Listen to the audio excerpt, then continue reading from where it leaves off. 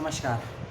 नींद प्रॉपर्ली पूरी नहीं हुई है, उसको भूल जाइए, मेरी सूचना को सुन लीजिए और सुनने के बाद कुछ ज़रूरी बातें हैं उसको भी सुन लीजिएगा। नहीं तो जो खुशी मिली है गम में बदलने में कुछ सेकंड लगेंगे।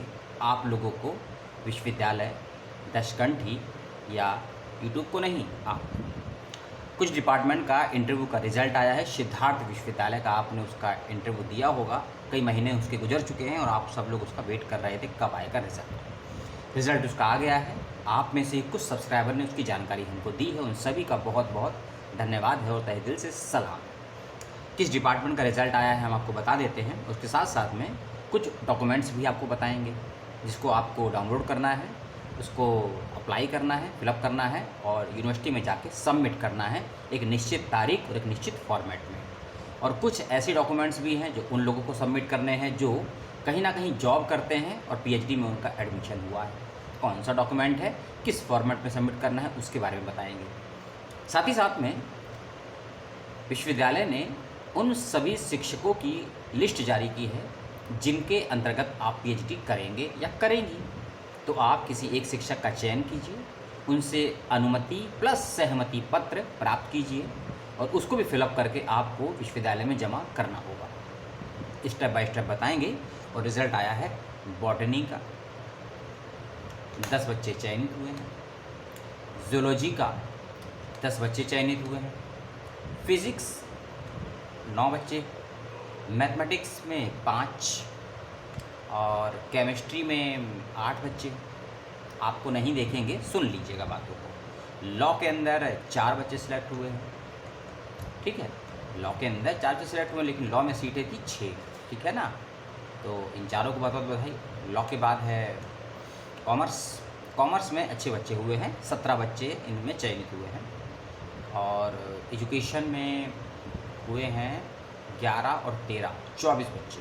एजुकेशन में 24 बच्चे सिलेक्ट हुए हैं। इसके अलावा एजुकेशन में और बच्चे भी हैं, ये एक लिस्ट और है, 25 बच्चे और हैं, ठीक है।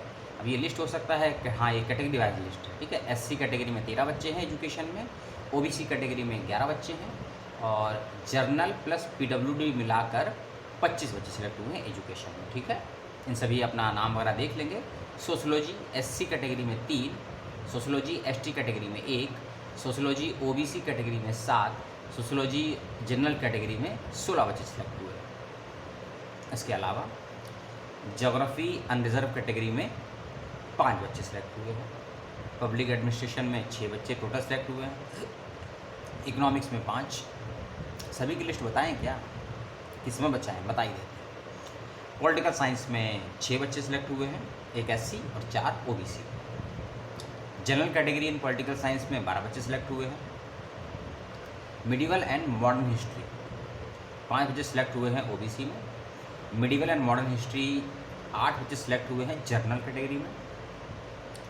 एंशियंट हिस्ट्री में 3 बच्चे एससी कैटेगरी में, एंशियंट हिस्ट्री में 5 बच्चे ओबीसी कैटेगरी में और एंशियंट हिस्ट्री में जनरल कैटेगरी में 12 बच्चे सिलेक्ट हुए हैं। सभी को बधाई।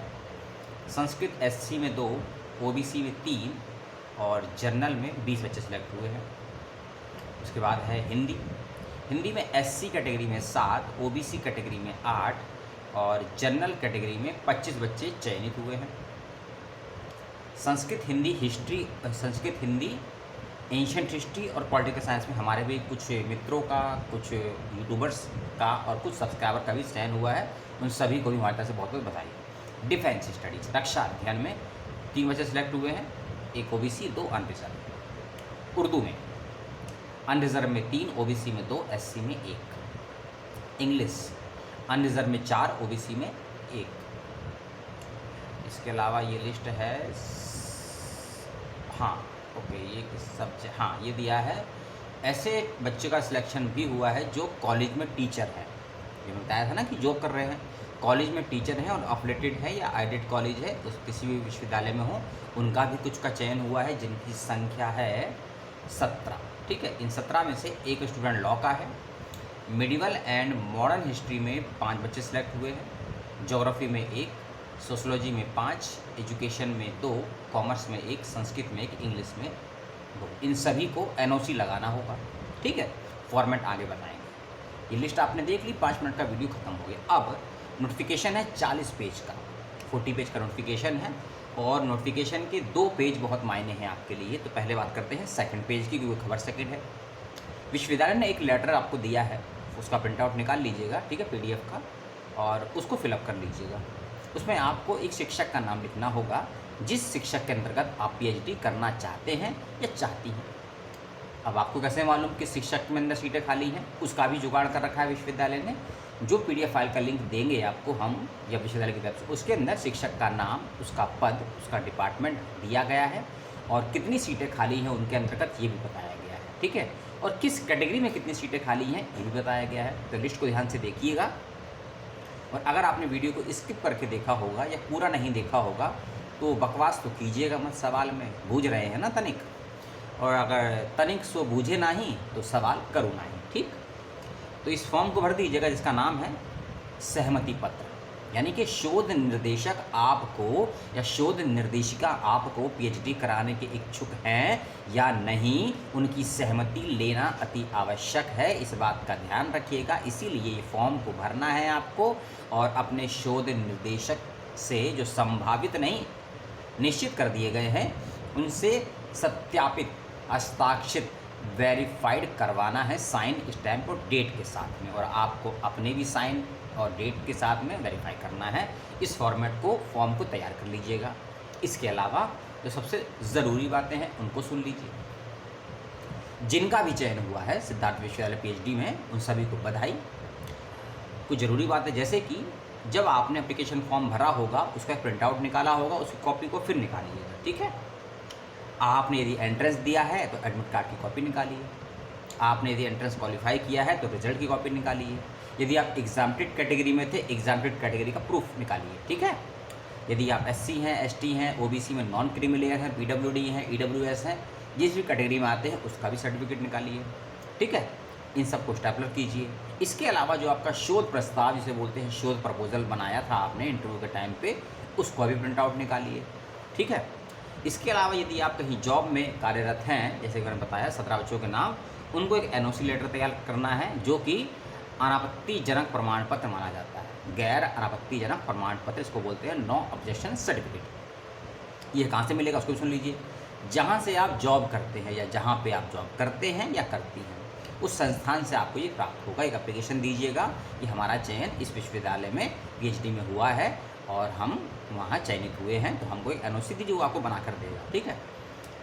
कब तक देगा, कैसे देगा, ये आपको तय करना है। मिलेगा लेकिन वहीं से जहां आप जॉब करते हैं या करती हैं, और जमा आपको वहां करना है जहां आपका PhD में चयन हुआ है, ठीक है। ये सभी डॉक्यूमेंट जो मैंने आपको बताए तैयार कर लीजिएगा। और फीस भी, हाँ, फीस चालान आपको भराना पड़ेगा या ऑनलाइन होगी, वो आपको विश्वविद्यालय ही बताएगा। तो ये सभी डॉक्यूमेंट और ये रिज़ल्ट की कॉपी, इन सब को आपको विश्वविद्यालय में फिजिकल मोड पर जाकर सबमिट करना है 30 अप्रैल तक, ठीक है। लगभग हो चुके हैं 8.5 मिनट। यदि कोई समस्या हो वीडियो को समझने में तो वीडियो को दोबारा देखिएगा, और सवाल हो तो कमेंट में पूछिएगा, ठीक है। जो जानकारी मैंने दी नहीं है वीडियो में उसको लेकर तो सवाल करिएगा मत, और जो जानकारी दी है उसको 2 बार सुनिएगा और उसके बाद तय कीजिएगा कि सवाल करने लायक है या नहीं। और यदि मैंने कोई बात छोड़ दी हो तो मुझसे ज़रूर पूछिएगा, लेकिन अनटसंट सवाल से बचिएगा। और पुनः सभी को बहुत बहुत बधाई। और इसके बाद बात करेंगे BHU की। कुछ सवाल आए आपके, कुछ समस्याएं आई, और कुछ प्रॉब्लम वेबसाइट्स के और कुछ प्रॉब्लम यूनिवर्सिटी के डिपार्टमेंट में है। उन सभी की बात करेंगे अगले 10 मिनट में, जो अगला वीडियो आएगा। और पुनः सभी को बधाई। और 30 अप्रैल तक सिद्धार्थ विश्वविद्यालय में जिनका भी चयन हुआ है एडमिशन ले लीजिए, नहीं तो किसी और का एडमिशन हो जाएगा आपकी सीट पर 30 अप्रैल के बाद में, यदि लिस्ट आती है तो पुनः आप सभी को बहुत बहुत धन्यवाद। और वीडियो देखने के लिए आपने समय दिया उसके लिए तहे दिल से आपको मेरा सलाम, धन्यवाद।